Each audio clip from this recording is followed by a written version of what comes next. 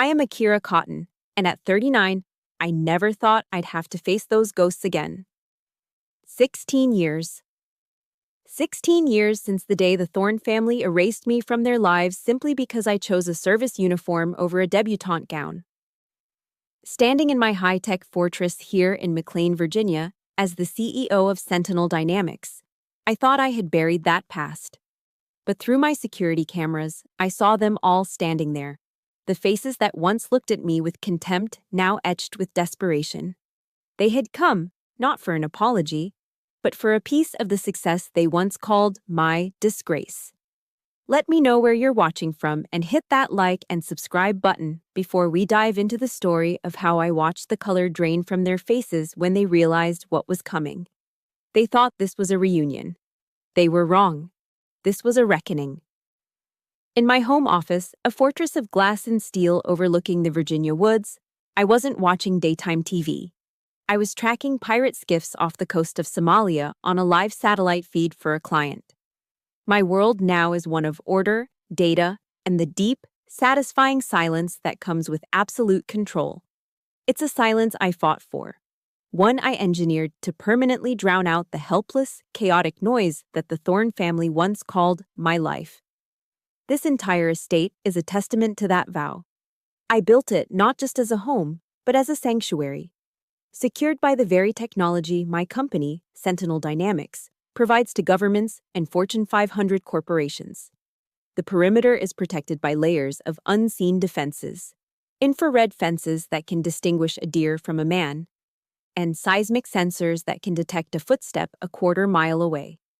My head of security is a man I served with, a former Delta Force operator who leads a team of men just like him. This place was designed to be impregnable, a physical manifestation of the walls I'd built around my heart. I would never be vulnerable again. A single, elegant beep sliced through the quiet. It wasn't a jarring alarm, just a calm notification from the integrated AI. Access request, main gate, the synthesized voice stated, devoid of emotion. My fingers moved instinctively to the touch panel on my desk. I swiped, and the satellite feed from the Horn of Africa was replaced by the high-definition view from my front gate. And in that instant, the carefully constructed silence of my world was shattered.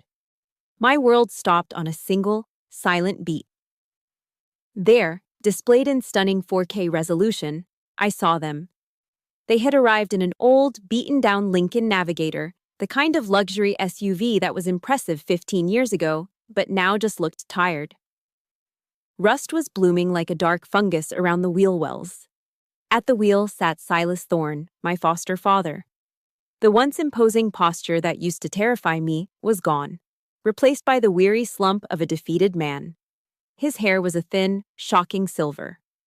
Beside him, Genevieve, his wife, was adjusting her scarf, a pathetic attempt to project the old money elegance that had long since withered away. In the back, I could see Sterling, the golden boy brother, looking constrained and bitter in a suit with a cheap synthetic sheen. And next to him was my foster sister, Serafina, her arms wrapped tightly around two small children who stared out the window, their faces blank with confusion. My training overrode any emotional response. There was no surge of panic, no gut punch of grief. My heart did not beat any faster. My breathing remained slow and steady, a disciplined rhythm honed on battlefields where a gasp could get you killed. I was conditioned to control the adrenaline, to use it as a tool, not be ruled by it. This was simply a new variable, an unexpected threat vector that needed to be assessed. I engaged the camera's zoom, the lens tightening on their faces with unnerving clarity. It was a portrait of desperation. I saw it in the deep lines of failure carved into Silas's face. I saw it in the undisguised acid envy in Serafina's eyes as she took in the scale of my property. I saw it in the deflated arrogance of Sterling, a prince whose kingdom had crumbled, and Genevieve. She was putting on a performance. Her face was a mask of practiced regret, an actress playing a part she hoped would earn her a handout. My mind immediately began running the OODA loop, the decision-making cycle that had saved my life more than once. Observe, orient, decide, act, observe, 4 adults, 2 children. a vehicle in disrepair. Body language projects defeat and desperation. They are a delegation of supplicants. Orient. This event is preceded by 16 years of absolute silence, initiated by them after a lifetime of escalating emotional abuse and public humiliation. Decide. Their motive is not reconciliation. It is not remorse. They are here because every other door has closed. They are weak, wounded, and they are looking for a soft target to exploit for resources. I felt nothing. No anger, no sadness. Just a profound, hollow coldness. An old piece of advice from General Marcus Cole, the 4-star general who became my true mentor, echoed in my mind. Akira, he'd told me once sitting across from me in a dusty tent in Afghanistan, never, ever let your enemy choose the battlefield. You control the terrain. You control the terms of engagement. You control the outcome. Meeting them at the gate, on their terms, would be a mistake. It would invite a scene, a theatrical display of emotion designed to disarm me. I would not cede that ground. My hand moved to the intercom panel, my finger pressing the button with firm, deliberate pressure. My voice, when I spoke, was as level and cool as the polished steel of my desk. It was the voice I used to give orders, a voice that carried unquestionable authority. Marcus, let them in, I said, my tone flat. Escort them to conference room 3. Full security sweep. No weapons, no recording devices. I'll be down in 10 minutes. I released the button, cutting the connection. They would not be welcomed into my home. They would be processed. They would be taken to a sterile, windowless room built for tense negotiations. A room with acoustics so perfect you could hear a man's pulse quicken. A room where I controlled everything, down to the temperature. They thought this was a family reunion. They were wrong. This was a debriefing, and I was the commanding officer. My eyes remained locked on the monitor, fixed on the pathetic, defeated image of Silas Thorne. That face, a memory surfaced, sharp as shattered glass. I had seen that same face look very different once. I had seen it twisted with a power and a rage that had nearly destroyed me on the day they cast me out and told me I was nothing. The face on my security monitor, the weak, defeated face of Silas Thorne, began to blur. It dissolved into a memory, 16 years old but still razor-sharp, of that same face twisted with righteous fury. The family that stood at my gate today as beggars were once my judges, jury, and executioners. Their return wasn't just an inconvenience, it was the resurfacing of a map of old wounds, each location a monument to a specific humiliation. The first mark on that map was drawn at Christmas, when I was 16. We were at the Thorns' annual holiday gala at the Chevy Chase Country Club, a suffocating affair of glittering chandeliers, fake smiles, and bourbon-fueled business deals. It was a place where your worth was measured by your last name and the university decal on your car. I stood awkwardly by the towering Christmas tree, feeling like a soldier in enemy territory. It was time for the family gifts. Sterling, then 20, unwrapped a box to reveal a gleaming Rolex watch. He held it up with a practiced air of casual entitlement. Serafina, 18, squealed with delight as she opened an envelope containing plane tickets and a credit card for a shopping spree in Paris. Then, my grandmother, Theodora Vance, Genevieve's mother and the only person in that family who ever truly saw me, handed me a small, carefully wrapped package. Inside was a beautiful, leather-bound first edition of Sun Tzu's The Art of War. My heart swelled. She understood my fascination with strategy, with discipline, with the military. She saw it not as a flaw, but as a strength. But as I held the book, Serafina let out a tinkling, cruel laugh. Her voice cut through the polite chatter, loud enough for the nearby families to hear. "Oh my God," she chirped. "More toys for Akira's little soldiers. Be careful, or she'll start digging a trench in the rose garden." A ripple of condescending chuckles went through the guests. I looked to Silas and Genevieve for help, for any sign of defense. They just offered tight, polite smiles, the kind you give when a child has said something mildly embarrassing but true. Their silence was a verdict. In that moment, surrounded by warmth and glittering lights, I'd never felt so cold or alone. That humiliation was a chilling premonition of what was to come. The next landmark on my map of shame was etched in the pouring Georgia rain. I was 18, standing at attention on the parade ground at Fort Benning, having just graduated from basic training. It was one of the proudest, most grueling, and most transformative achievements of my life. Around me, the field was a sea of joyous reunions. Mothers were weeping as they hugged their sons. Fathers were clapping their daughters on the back with overwhelming pride.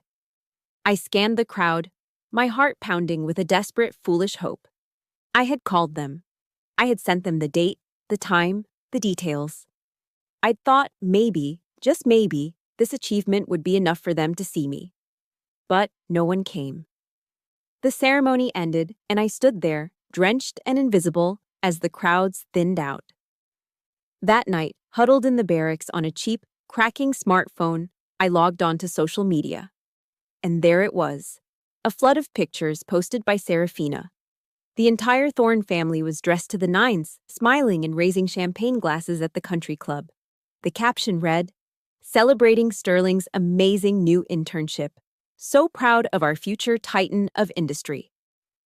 It was an unpaid summer internship at a friend of Silas's law firm. My graduation wasn't just forgotten. It was consciously and deliberately erased, deemed less important than a glorified coffee run for my foster brother. I didn't exist. My uniform, my service, my sacrifice. It was a stain on their perfect family portrait, so they simply painted over me.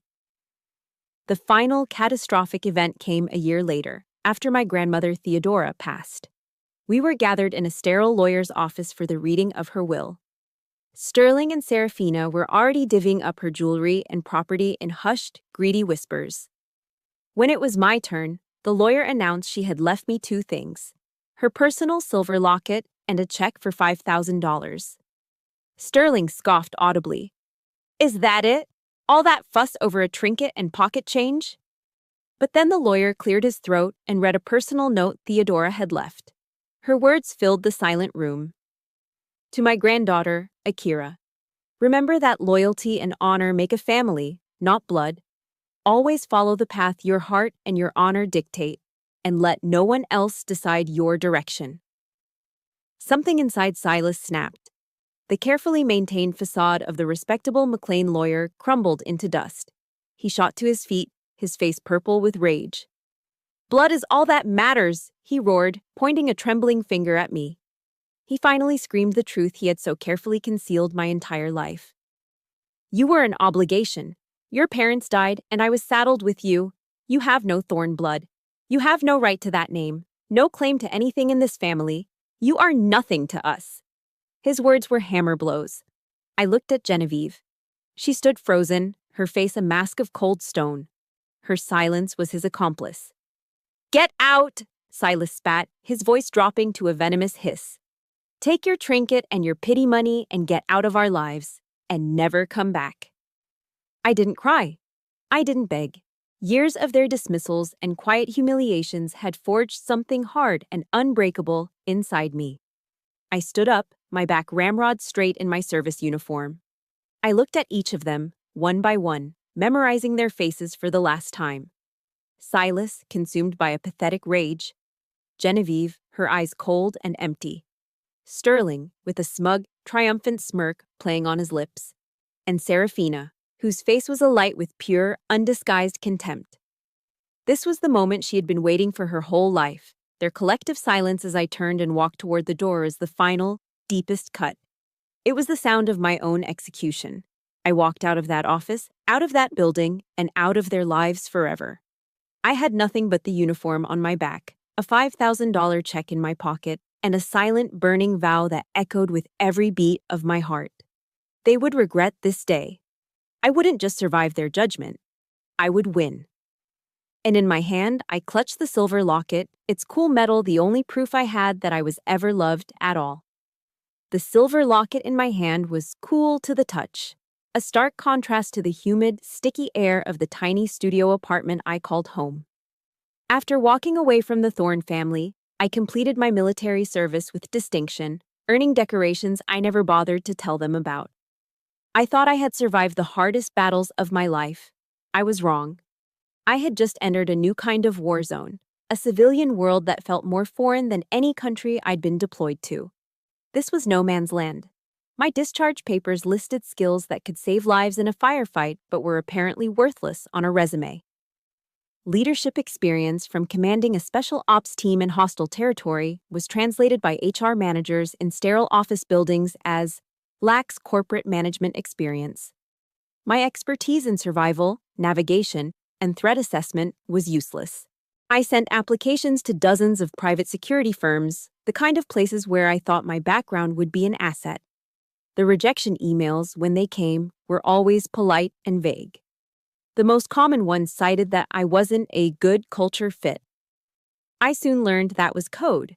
It meant they didn't want a woman, especially a woman with my training and intensity, telling them how to do their jobs. So I took what I could get. My nights were spent in a cavernous, freezing warehouse in Norfolk, Virginia, doing 12-hour shifts as a security guard. I'd walk the perimeter, the silence of the place a hollow echo of the controlled quiet I would one day build for myself. My days were spent in that rundown apartment, where the walls were so thin I could hear every argument, every slammed door, every weeping child from my neighbors. I was surrounded by people, yet utterly alone. The $5,000 from my grandmother was dwindling fast, eaten away by rent, instant noodles, and cheap coffee. I felt lost, adrift in a world I'd fought to protect but no longer understood. One morning, I found myself in the sterile, beige waiting room of the local Veterans Affairs office, trying to apply for the GI Bill education benefits I had earned. I took a number, 342s, and sat down for what I knew would be a long wait.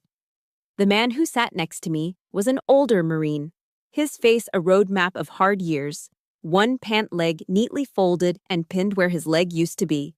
He noticed my posture, the way I sat straight-backed, scanning the room. "Just got out?" he asked, his voice raspy. I nodded. "Army." He gave a slow, understanding nod. We sat in silence for a bit, then he told me about his own war. The one in the desert, and the longer, harder war he fought with PTSD and bureaucratic red tape when he came home. He looked at me with weary, knowing eyes. "They teach you how to die for the flag, kid," he said, his voice dropping low. "But nobody teaches you how to live under it when you get back home." Hours later, I was finally called to a window, only to be told by a bored clerk that my paperwork had been misplaced and I'd have to file it all again. I walked out of that building not angry, but with a cold, hard clarity. The old Marine's words echoed in my head. He was right. The system designed to help us was broken. I couldn't just fight for myself anymore. I had to build something better, a new path for people like him, for people like me. That's when the idea for Sentinel Dynamics was born. Not just another security company, but a revolutionary firm that would merge my battlefield experience in human intelligence with cutting-edge AI and predictive analytics. It was a brilliant concept, one that could change the industry. The problem was, I was the only one who believed it. I polished my business plan, put on the only decent blazer I owned, and started trying to meet with investors. The rejections were swift and brutal. They saw a soldier, not a CEO. The final, most humiliating blow came during a video call with a hotshot venture capitalist from Silicon Valley, a man half my age in a designer hoodie. He listened to my pitch with a smirk, and when I was done, he laughed. It wasn't a kind laugh. "Look, Miss Cotton," he said, leaning into his camera with an air of patronizing amusement. "It's a cute idea. But we invest in scalable tech companies, not mercenary squads. Have you maybe considered opening a CrossFit gym? That seems more your speed." The call ended. I sat there staring at my own reflection in the blank screen. The insult was so blatant, so dismissive, it almost shattered me. For a moment, I felt the full weight of my solitude, the crushing belief that maybe the Thorns were right. Maybe I was nothing. But then, something else took over. The humiliation didn't break me. It flash-forged into pure, high-octane fuel. His condescending laugh became the rhythm of a war drum in my head. That night, I did the math. After paying next month's rent, I'd have a few $100s left. The $5,000 was almost gone. My dream was dying. But as I was scrolling through security news online, I saw an ad for DEF CON, the world's largest hacking and tech security conference happening in Las Vegas in 2 weeks. It was a long shot, a place where tech giants and government agencies scouted for the next big thing. A ticket and a flight would cost nearly every cent I had left. It was a choice between one more month of survival in Norfolk or one last, desperate gamble on myself. I couldn't sleep. I walked over to the small cracked table that served as my desk and opened a worn paperback I'd found at a thrift store, a biography of General George S. Patton. My eyes fell on a quote I'd underlined. Accept the challenges so that you can feel the exhilaration of victory. Then I took out my grandmother's silver locket. I opened the small tarnished clasp and stared at the tiny, faded pictures of my real parents inside. I remembered her note. Let no one else decide your direction. The Silicon Valley punk wasn't going to decide my direction. The bored VA clerk wasn't going to decide it. And the Thorns sure as hell weren't going to decide it. My choice was made. I sat down at my laptop, the screen illuminating my tired face in the dark room.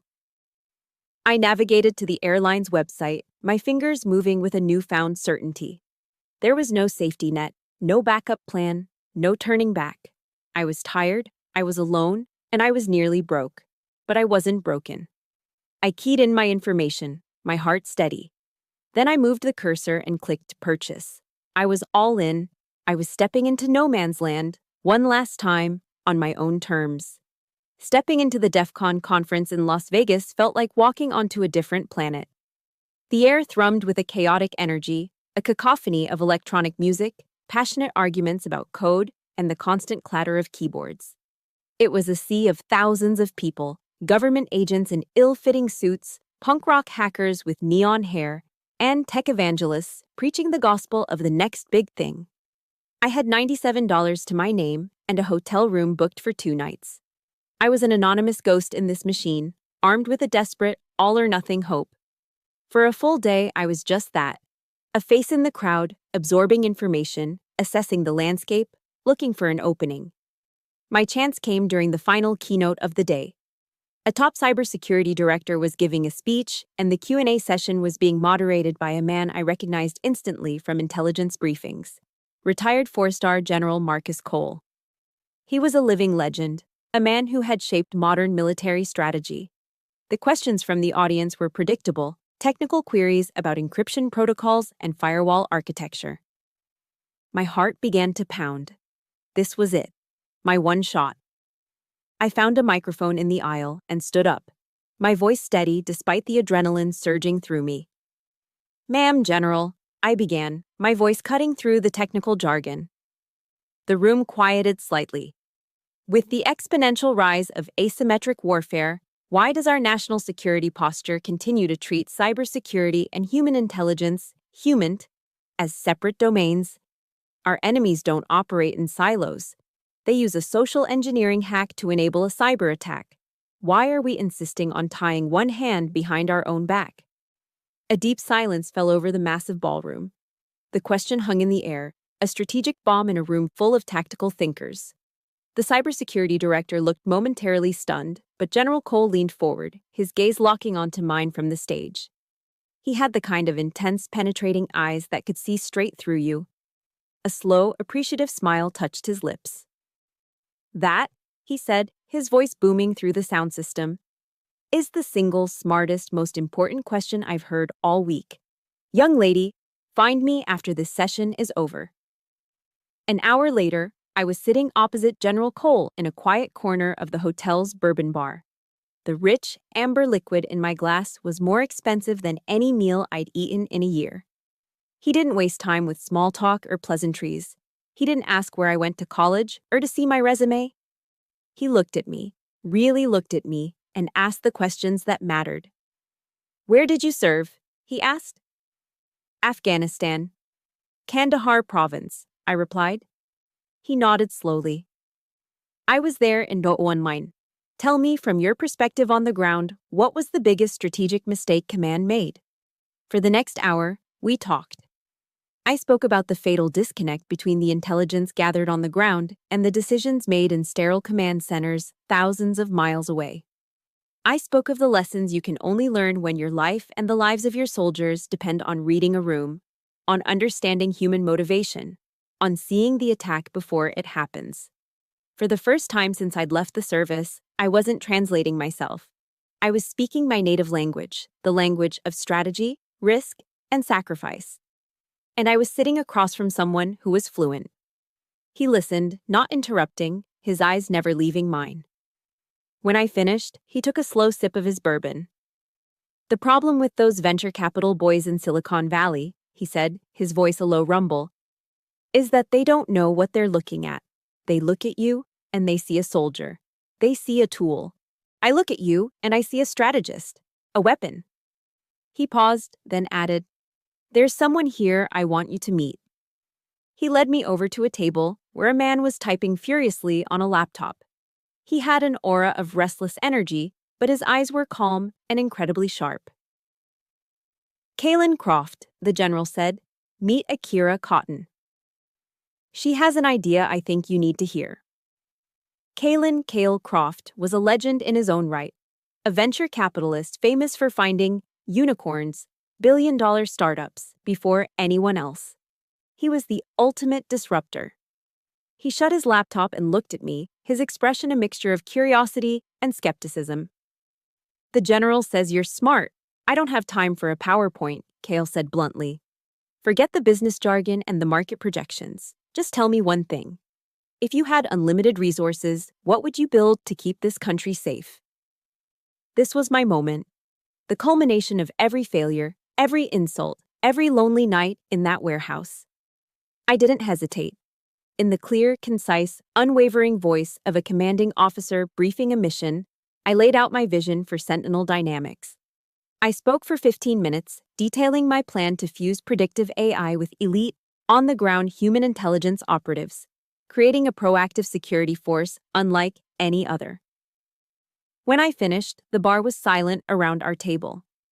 Kyle looked at General Cole, who simply raised an eyebrow. Then Kale turned back to me, and a slow grin spread across his face. It was the grin of a predator who had just found its prize. "I'm in for the seed round," he said, the words hitting me with the force of a physical blow. $5 million. We'll work out the details next week." He reached into his jacket and pulled out a simple, black business card. "Welcome to the fight, Miss Cotton." It wasn't just the money. It was the words, "Welcome to the fight." It was the first time in my civilian life that someone saw me as a warrior, not a charity case. It was validation. That night, I didn't go out and celebrate. I went back to my cheap hotel room, sat on the edge of the bed, and stared out the window at the relentless, glittering neon of the Las Vegas Strip. And for the first time in longer than I could remember, I cried. They weren't tears of sadness or frustration. They were tears of pure, unadulterated relief.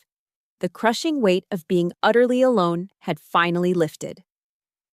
General Cole had given me mentorship. Kale had given me the arsenal. I had found them. The first two members of my new unit. The long, brutal battle for my own survival was finally over.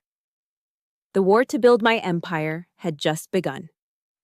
Before descending from my office, I paused. My hand went to my desk drawer and pulled out a small black business card with simple silver lettering. Kaylin Croft. I ran my thumb over the embossed name, the memory of that night in Las Vegas, a reinforcing bulkhead against the storm I was about to walk into.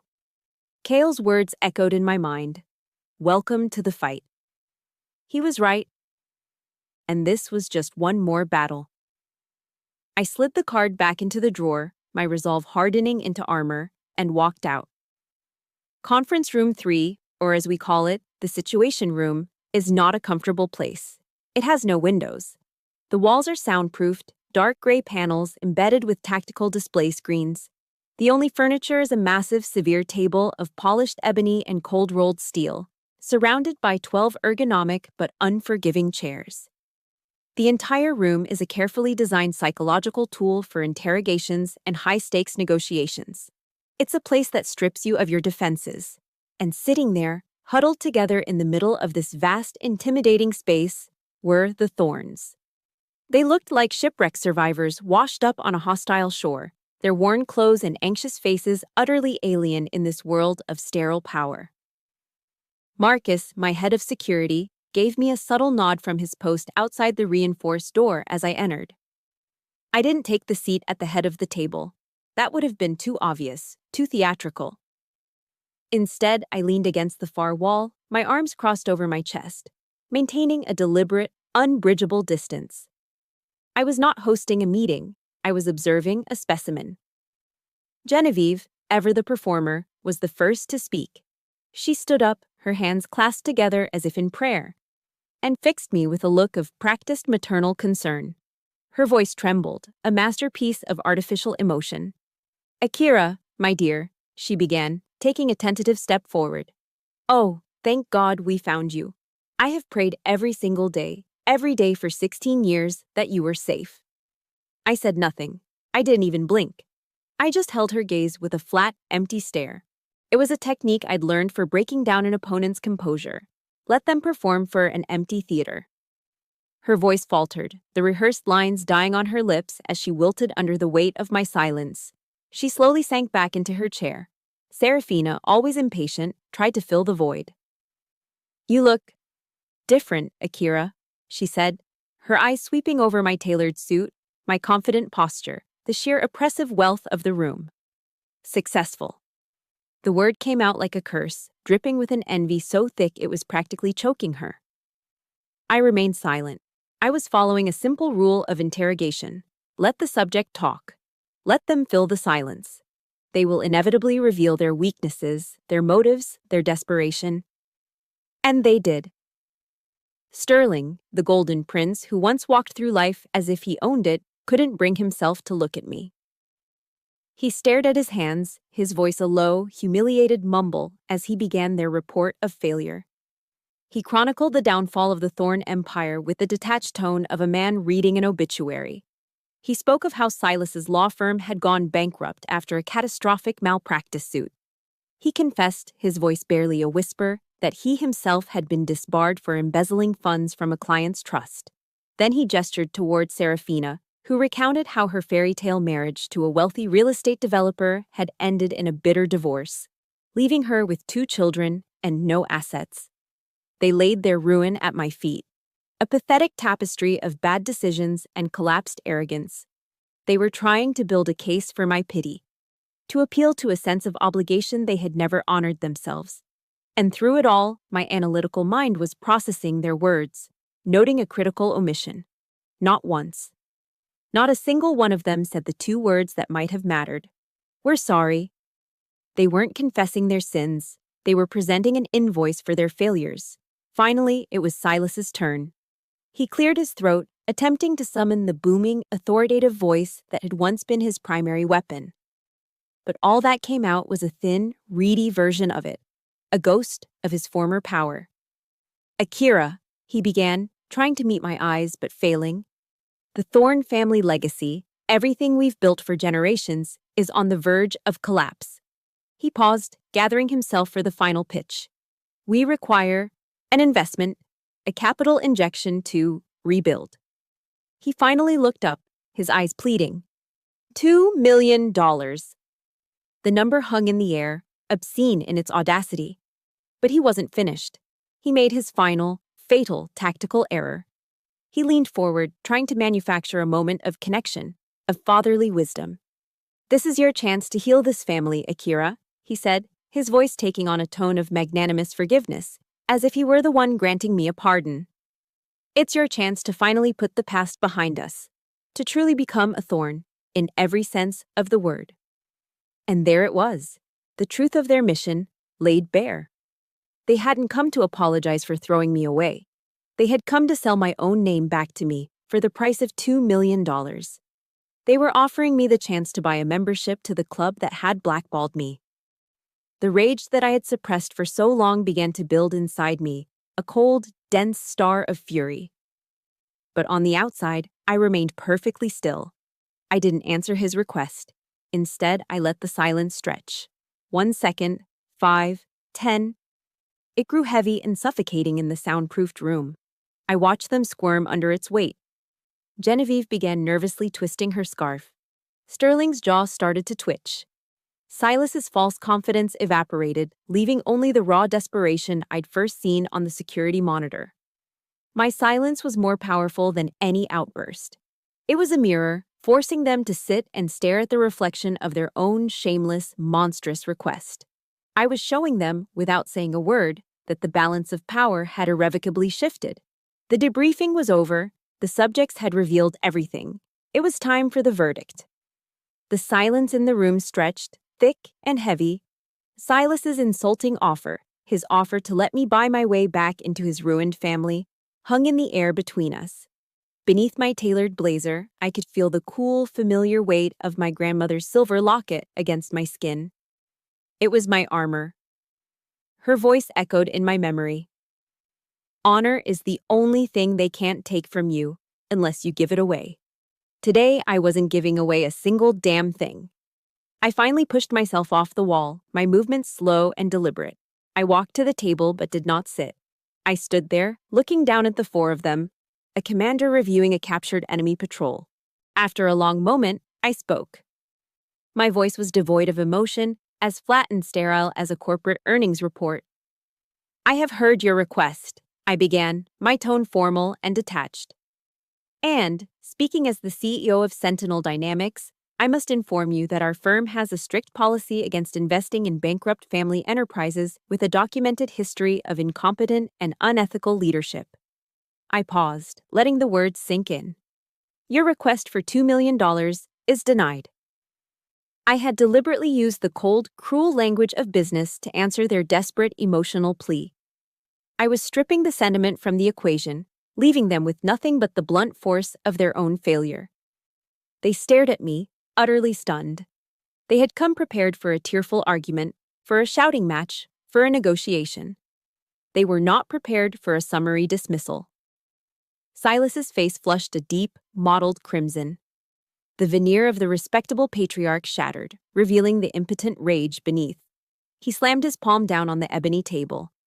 The sound was pathetic, a dull thud swallowed by the soundproofed walls. No, he sputtered, his voice cracking. You dare say no to us? After everything we did for you. We took in a homeless orphan. We gave you our name, a roof over your head, food on your table. You owe us. Genevieve, seeing her husband's attack, quickly joined the fray. Her voice, moments before trembling with fake sincerity, now became a venomous hiss. He's right. You owe us everything. Every success you have is built on the platform we gave you. You are an ungrateful, ungrateful child. That was it. The word. Ungrateful. It was the final, unforgivable insult. A grotesque lie that sought to erase 16 years of solitary struggle, of nights spent in cold warehouses, of being dismissed and humiliated. It was an attempt to claim ownership of a victory they had tried to prevent at every turn. That word was the spark that ignited the cold, compressed fury inside me. I didn't raise my voice. I didn't have to. I took 2 steps forward, placed my hands flat on the table, and leaned in, my gaze locking directly onto Silas's. My voice was no longer cold and detached. It was low, sharp, and honed to a razor's edge. A debt? I said, my voice dangerously quiet. Let's talk about debts, Silas. Let's clarify the ledger. You owe me a childhood free from daily humiliation. You owe me a high school graduation with a family in the audience. You owe me a goddamn apology for the day you threw me out of your house like a piece of trash. My gaze sliced over to Genevieve, whose face had gone pale. And you, I said, my voice dripping with contempt. You never gave me a platform. You handed me a ladder and then spent 20 years trying to saw through the rungs while my back was turned. Everything I have, I didn't get because of you. I got it in spite of you. I straightened up, my posture returning to that of a soldier at attention. I looked at each of their horrified faces. I had sworn an oath once to defend against all enemies, foreign and domestic. I finally understood that sometimes the most dangerous domestic enemies are the ones who share your address. I had let them choose the battlefield for years. Now, the battle was on my terrain, and it was over. This meeting is concluded, I announced, my voice returning to the lethal calm of a commander in absolute control. I have heard your request. You will receive my formal response within 24 hours. I looked toward the door, my final words an undisguised command. Now get out of my building. If you have ever had to say something that needed to be said for years, I want you to hit that like button right now. And do me a favor, go down to the comments and just type the word, finally. I want to see how many of us have been waiting for a moment just like this one. My finger moved to a small unmarked button on the table's control console. I pressed it. With a silent, pneumatic hiss, the heavy door to the Situation Room slid open. Standing framed in the doorway was Marcus. At 6'4", the former Navy SEAL was an imposing wall of muscle and quiet capability. He didn't say a word. He just stood there, his arms crossed, his expression unreadable, but his message perfectly, terrifyingly clear. The time for talking was over. The time for escorting had begun. The Thorns stared at him, then back at me, their faces a mixture of shock and terror. For the first time in their coddled, privileged lives, they were utterly, completely powerless. And they knew it. The moment the Situation Room door hissed shut behind the Thorns, the air changed. The oppressive tension of their presence vanished, replaced by the clean, cold hum of operational readiness. I did not sit down. I did not take a breath to process what had just happened. The emotional battle was over. The strategic counteroffensive was just beginning. I walked back to the head of the table, activated the secure communication console, and convened my war council. This wasn't a meeting for my business executives. This was for my real inner circle. On the main holographic display, 3 faces appeared. Julian Vance, my general counsel. A shrewd, silver-haired man who had spent 20 years as a top prosecutor at the Department of Justice. Anya Sharma, my director of intelligence, a cool, unflappable woman who had run clandestine operations for the CIA in the Middle East. And finally, General Marcus Cole, his familiar, steady presence grounding the entire operation. I didn't waste time on pleasantries. My briefing was concise, stripped of all emotion. At 1400 hours, I was approached by 4 individuals representing the Thorn family. I began, my voice the calm, measured tone of a commander. They presented a request for a capital injection of $2 million. I denied the request. They responded with accusations of ingratitude and indebtedness. I paused. I have informed them they will receive a formal response within 24 hours. Anya, I need the full dossier on Project Legacy. Julian, I need you to begin drafting. Anya, a master of understatement, allowed herself a small, knowing smile. Ma'am, she said, her voice smooth as silk. Project Legacy has been an active file since the company's inception. We've had a red team running passive monitoring on the Thorns for years. A red team, in our world, is a unit that plays the role of the adversary to find weaknesses in your own systems. For me, the Thorns were always a potential vulnerability, a ghost in the machine. Monitoring them wasn't an act of revenge, it was prudent risk mitigation. Know your enemy and know yourself, and you need not fear the result of 100 battles. That was the lesson from the book my grandmother had given me, the first principle of my entire life. On the main screen, Anya brought up the encrypted file. Its contents began to populate the display. It was a meticulous, chillingly complete record of their self-destruction. There were business emails Silas had sent to a colleague years ago, discovered during a routine digital background check, in which he referred to my military career as a shameful embarrassment for the family. There were archived social media posts from Serafina's college years, where she and her friends had mocked a picture of me in my uniform, calling it my cheap Halloween costume. There was more. Financial records showing Sterling had quietly manipulated his parents into removing my name from a small educational trust Theodora had set up for all her grandchildren. Every piece of data was time-stamped, verified, and legally obtained. It was a clinical autopsy of a family's character, or lack thereof. Julian, I said, turning my attention to my lawyer. I have no intention of filing a lawsuit. That's a war of attrition, and I don't have the time. I want to end this, permanently. Julian nodded, his mind already working through the legal angles. A messy public fight benefits no one.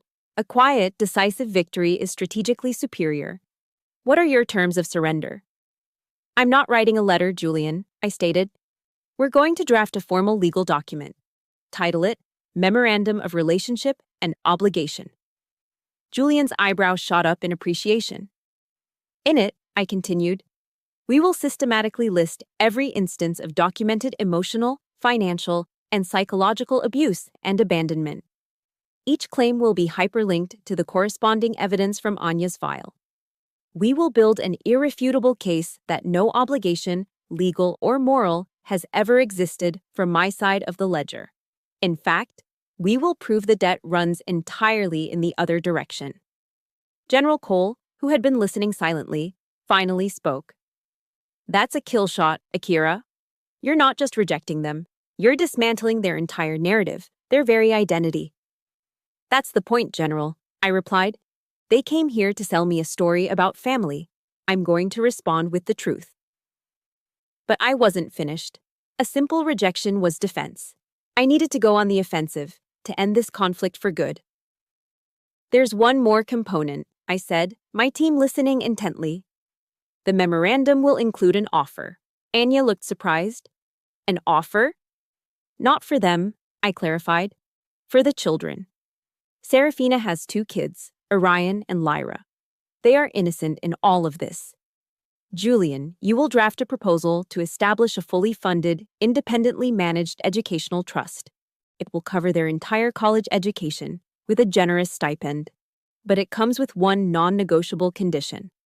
I looked at each of them. To activate the trust, all 4 of them must sign a legally binding, permanent restraining order and non-disclosure agreement. They will agree to never again contact me, my employees, or any company affiliate in any form for the rest of their natural lives. If they violate it even once, the trust is dissolved and our legal team will sue them into oblivion. Julian let out a low whistle. Akira, that's brilliant. It's a strategic masterstroke. You show compassion, which makes you unimpeachable. But you use that compassion to get exactly what you want, their permanent and total removal from your life. You put them in a position where they cannot win. If they refuse, they're denying their own children a future out of sheer pride. If they accept, they surrender all power they ever thought they had over you. Exactly, I said. They came for money. I'll give them a choice between their greed and their children's future. Let's see what kind of family they really are. For the next several hours, we worked. Anya compiled the evidence.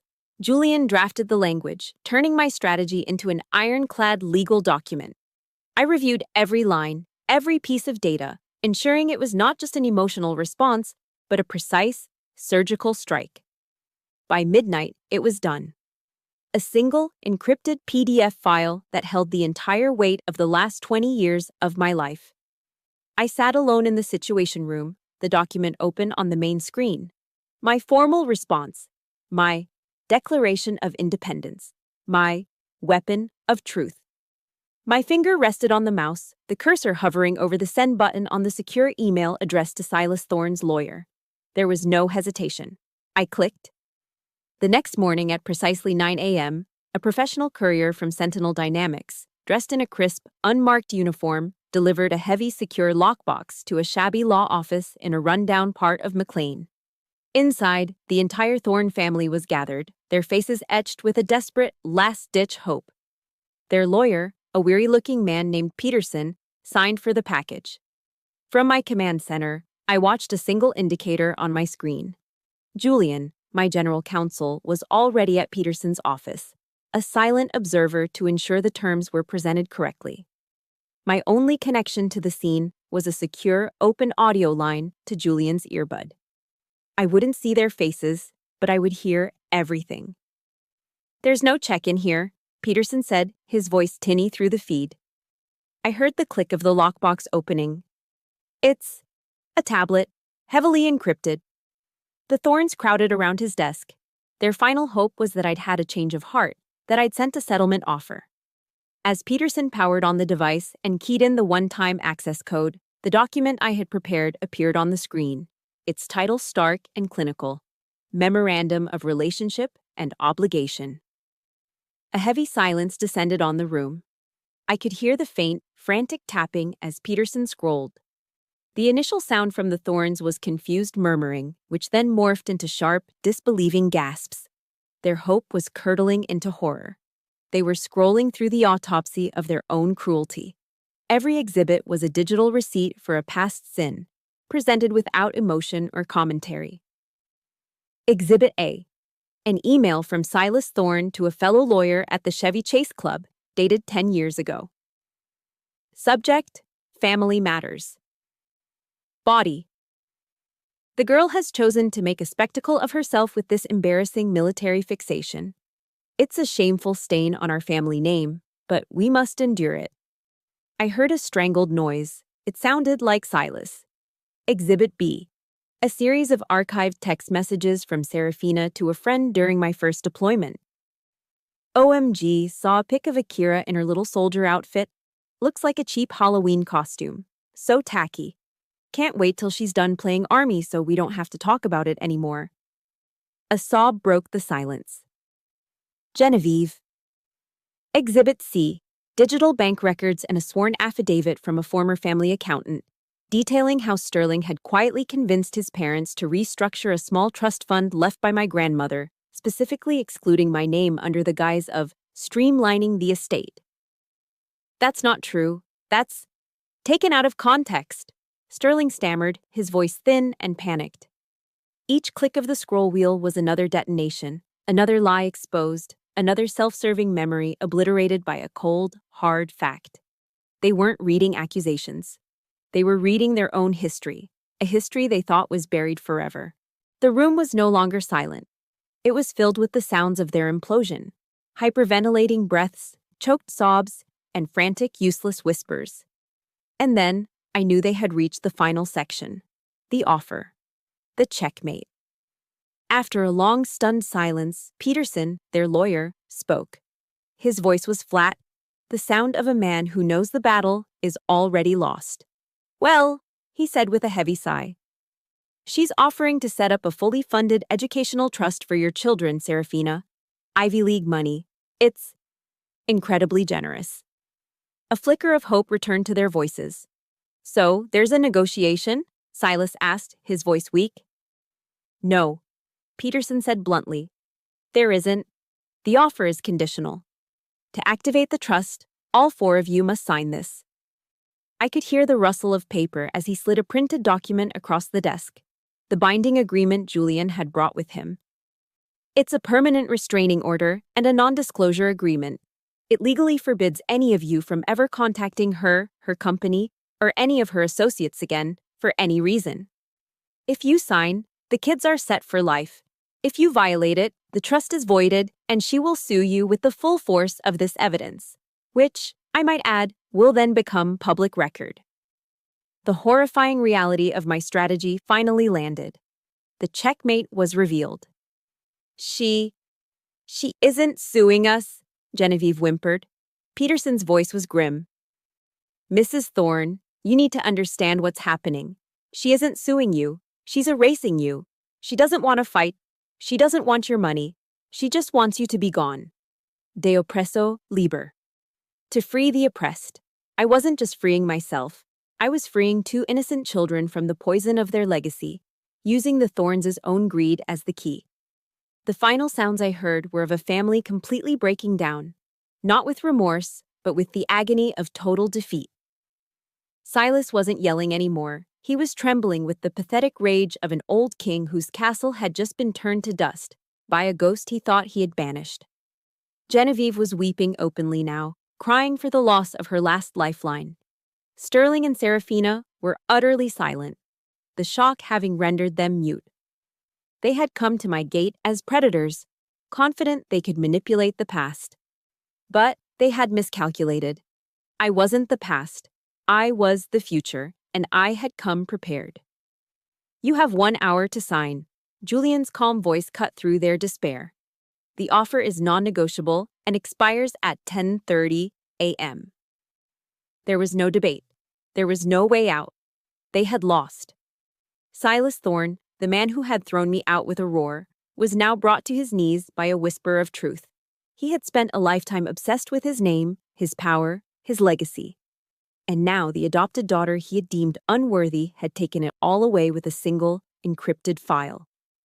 Through the earpiece, I heard Julian's final report. "He's picking up the pen, Akira."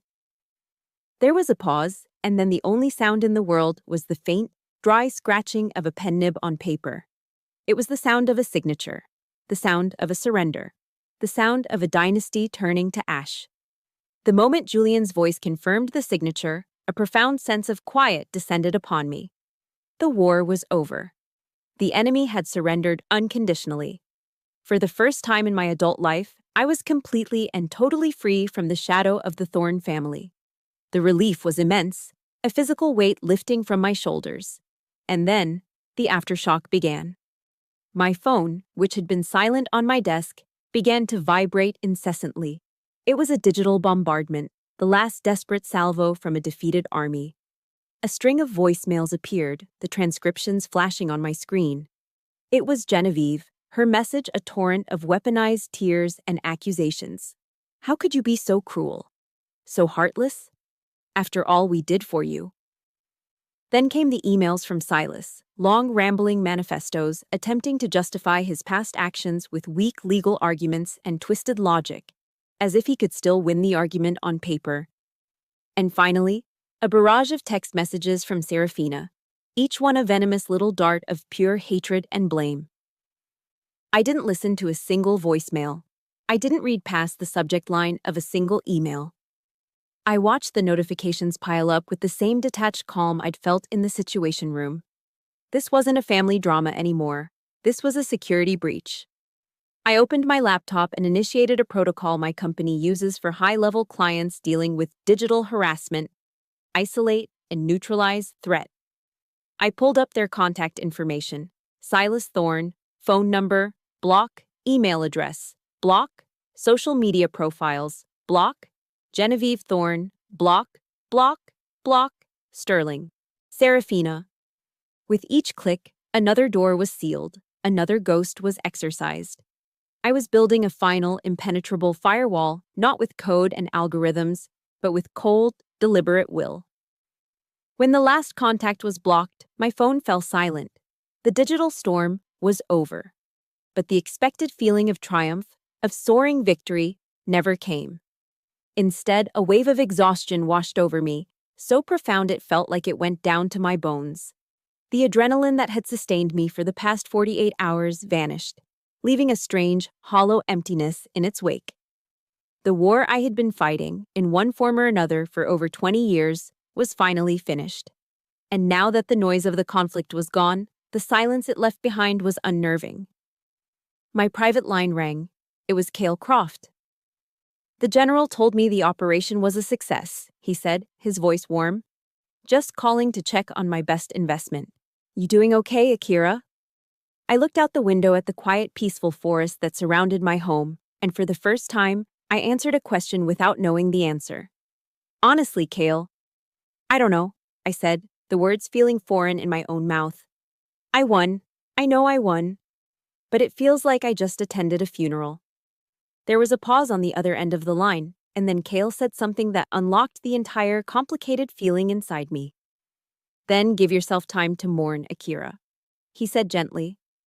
"Even if you're only mourning the family you should have had." He was right. I wasn't mourning the Thorns.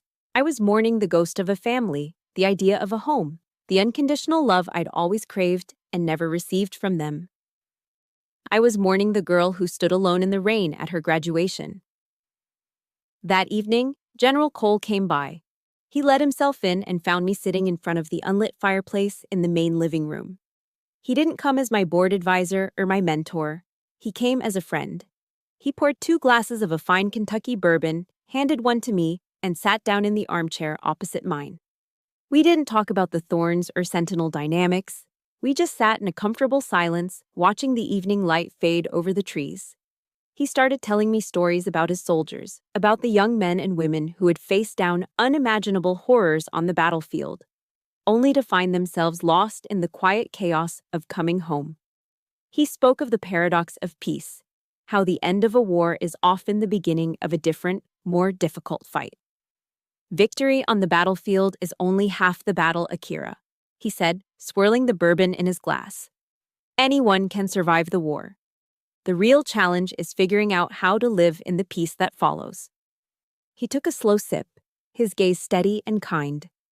He looked at me, not as a CEO or a strategist, but as a soldier who had just come home from her longest deployment. You've spent your entire adult life with a single mission: to survive them. To beat them, he continued. Well, you did it. Mission accomplished. He leaned forward slightly, his voice taking on a new intensity. So, I have to ask you, soldier. Now, what is your mission? His question cut through the fog of my exhaustion. Now, what is your mission? For 20 years, my mission had been defined by them, by their cruelty and my reaction to it. I had built my fortress, my company, my entire life as a defense against them. But now, the threat was gone. The walls I had built were no longer holding an enemy out. They were just holding me in. My hand instinctively went to my neck, my fingers closing around the familiar, cool shape of my grandmother's locket. I thought of her legacy. It wasn't the $5,000. It was her words. Loyalty and honor make a family. Her legacy wasn't about building walls. It was about service. It was about honor. And in that quiet moment, sitting by the fire with the only true father figure I had ever known, I realized what my new mission was. It wasn't to keep building higher walls. It was to start building bridges. Not for the Thorns. Their bridge was burned forever. But for all the others. For the old Marine in the VA office. For the soldiers the general spoke of. For every person who was fighting their own lonely war in no man's land, just like I had. I had spent my life freeing myself from my oppressors. De oppresso, liber. It was time to make that more than just a philosophy. It was time to make it my new mission. 6 months after the Thorns signed their surrender, I stood on a bright, sunny stage, a pair of oversized scissors in my hand. Beside me, General Cole was beaming, his pride so palpable it felt like a physical warmth. Before us was a crowd of veterans, local officials, and the families whose lives were about to change. We were cutting the ribbon on the first community center for the Theodora Vance Foundation. The general's question that night by the fire, "Now what is your mission?" had become my new call to arms. I realized my grandmother's true legacy wasn't the silver locket or the $5,000. It was the principle she lived by. Loyalty and honor make a family. I took a significant portion of my personal fortune and built an empire, not of technology, but of compassion. The foundation was dedicated to providing everything I never had and everything my fellow veterans deserved. Job placement, world-class mental health counseling, and educational scholarships for their children. It was my answer to the cold waiting room of the VA, my rebuttal to the indifferent civilian world. It was my new mission. As I snipped the wide blue ribbon, the applause that erupted felt more meaningful than any business deal I'd ever closed. This was a different kind of victory. It wasn't about defeating an enemy, it was about building a sanctuary. That sense of sanctuary was never more real than on Thanksgiving Day. The crisp November air was filled with the scent of wood smoke from the outdoor fire pit and the rich aroma of roasting turkey and pumpkin pie from the kitchen. On the wide stone terrace overlooking the rolling Virginia hills, a long table was set, not for politicians or business partners, but for my family. My real family. General Cole was there, laughing with his wife. Cale Croft was deep in conversation with my head of security, Marcus, probably debating the merits of some obscure piece of technology. My senior leadership team from Sentinel Dynamics was there with their spouses, their children chasing each other across the lawn with shrieks of delight. And scattered among them were the first veterans the Foundation had helped. A young Marine who we had just placed in a top cybersecurity job, and an older Army medic, just like the one I'd met at the VA, who was now getting the counseling he had needed for years.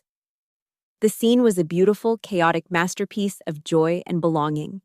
It was the polar opposite of the stiff, silent holiday dinners I had endured at the Thorn Mansion. This wasn't a performance of family for outside appearances. This was the real thing. As the sun began to dip below the tree line, casting a warm, golden glow over everything, we all gathered around the table. I stood at the head, a glass of wine in my hand, and looked out at the faces smiling back at me. They were the architects of my new life, the people who had stood with me, believed in me, and fought alongside me. I didn't have a prepared speech. I just spoke from the heart. I think I spent the first half of my life looking for a family, I began, my voice thick with an emotion I no longer tried to suppress. I thought it was something you were born into, something you were given. But I've learned that a real family isn't something you find, it's something you build. I looked around the table, meeting each of their eyes. It's built day by day, on a foundation of loyalty. It's reinforced with sacrifice, and it's tested in the battles you fight for each other. You are all my builders. You helped me create this. My gaze fell on the general, then on Kale. To me, this is home. Thank you, I finished, my voice catching slightly. Thank you for being my unit. A chorus of, "Hear, hear," and clinking glasses followed. We ate, we drank, and we shared stories late into the evening. The sound of their laughter was the most beautiful music I'd ever heard. Later, as the fire pit crackled and the stars began to appear in the deep purple sky, I stood alone on the porch, nursing a final glass of wine. I watched Kale showing a few of the kids a constellation on his phone, and the general telling a story that had a group of veterans roaring with laughter. The warmth of the scene washed over me, a profound and lasting peace. My hand went to my neck, my fingers closing around the familiar silver locket. For so long, it had been the only tangible proof that I was loved, a relic from a past I had to survive. But now, it felt different. It was no longer a symbol of what I had lost, but a reminder of the principle upon which I had built everything new. I finally understood what a true legacy was. It wasn't about bloodlines or a family name passed down through generations of portraits in a stuffy hall. It wasn't about money or property. A true legacy is the honor you live by, the loyalty you give, and the love you create and share with the world. It's what you build, not what you inherit. Maya Angelou once wrote that you can't control the events that happen to you, but you can decide not to be reduced by them. The thorns had tried to reduce me to nothing, an orphan, an obligation, a disgrace. But they had failed. I may have been born into their family, but I had built my own, a unit, a team, a home. I was a soldier who had finally come home, not to a place, but to a feeling. The war was over. And I was, at long last, at peace. That's my story. It wasn't a story about revenge. It was about reclaiming my own legacy and building a family defined by loyalty, not blood. If my journey has resonated with you, if you've ever had to fight to define your own worth, I hope you found a piece of your own strength in these words. Thank you for being here with me. Your support means the world. Please don't forget to like, subscribe, and hit the notification bell so you don't miss the next story. Until then, remember to build your own legacy.